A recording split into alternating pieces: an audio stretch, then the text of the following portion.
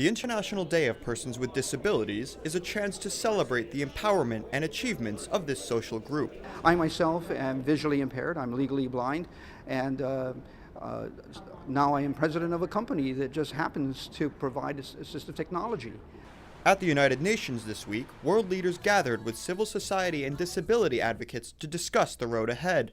On this International Day of Persons with Disabilities, I call on governments, members of the UN system, businesses and civil society to break barriers and open doors of opportunity for all persons with disability.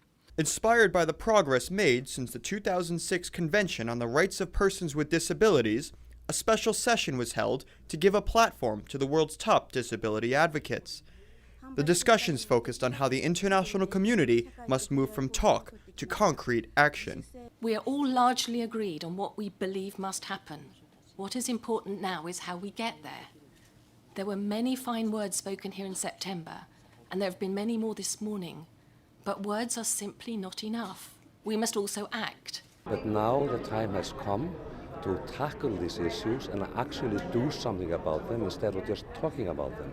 Persons with disabilities constitute the largest social minority in the world.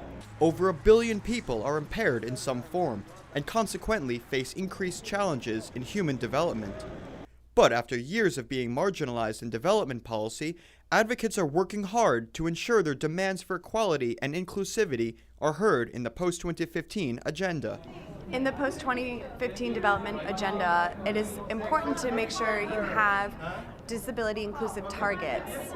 And in the past, with the Millennium Development Goals, there wasn't anything that spoke to having anything at all to do with having disabilities included. And the way persons with disabilities can be involved in the development agenda is unlimited, and so that's our goal for now. Indeed, equitable and sustainable development simply cannot be achieved without the inclusion of persons with disabilities. Unless the global disability community is fully included in crafting the goals of the post-2015 architecture, there is every chance that people with disabilities will be forgotten once and for all, for the second time. The rights of persons with disabilities have become a spotlight issue at the United Nations, now embraced by those accustomed to the spotlight. Recently appointed UNICEF Goodwill Ambassador Katy Perry noted how her celebrity status can help mobilize action to help those in need. It's a way for me to take my spotlight and shine it on things that matter, things that are important. Whenever there is a crisis going on, I can always kind of call up my troops. Children who are largely invisible and kept away, children who we see, when we see them, we see their disabilities, not their abilities.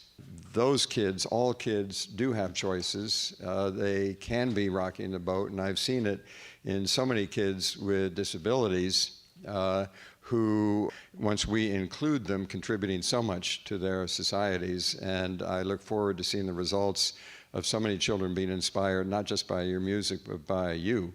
The international community has come a long way from viewing persons with disabilities as objects of charity and special treatment to viewing them as subjects with rights and the ability to become active members of society. Recognizing that disability is not inability, the United Nations has established the world's first accessibility center to better include persons with disabilities in the intergovernmental process. We are privileged to share this equipment to all who need it free of charge.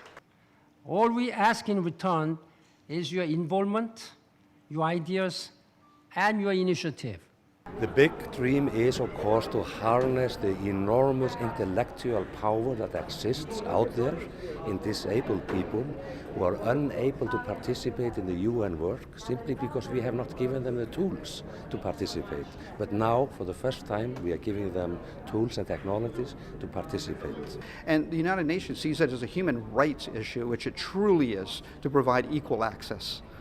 So this center is certainly a beginning and will set an example for many governments and many other governmental organizations, not only in the United States, but throughout the world. And this is truly a monumental moment for people with disabilities. But the fight for the rights of the disabled is far from over. Sustained action and unwavering activism by all stakeholders is essential if persons with disabilities are to achieve their full potential and embrace their critical role in global development. it's absolutely important that the constituency behind the people living with disability do not wait to be invited to these processes. Power is taken, power is not given. So if you wish to be part of the post-2015 agenda, you are just going to have to get out there and take control. Activists agree it's time to step up and continue the fight for human rights and equality worldwide. If someone can dream it, as long as you are included, as long as you have access, you can be it. And that is what the example of the UN is going to show to the world. This is Brendan Pastor at the United Nations for South-South News.